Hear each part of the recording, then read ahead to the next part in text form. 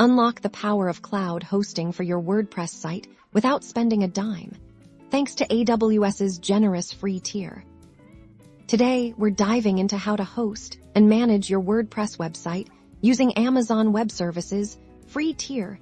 This is a game changer for beginners and small projects, offering robust cloud infrastructure at absolutely no initial cost, allowing your website to scale as you grow. Our journey begins with understanding the AWS free tier. It provides select services for free. Often for the first 12 months, we'll focus on services crucial for WordPress, such as virtual servers and database hosting.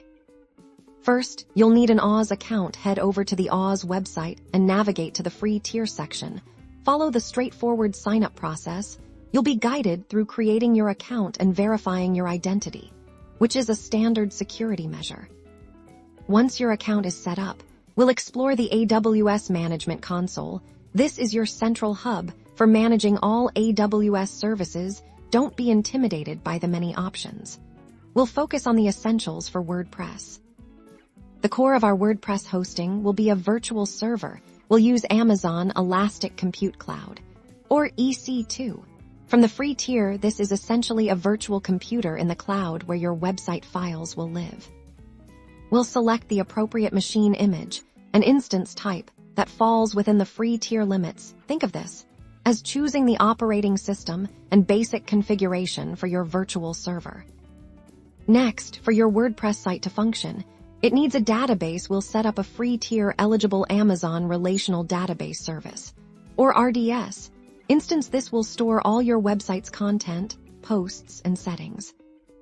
You'll configure the database with secure credentials. This database will then be accessible by your WordPress installation on the EC2 instance, enabling dynamic content delivery. With your virtual server and database in place, the final step is installing WordPress.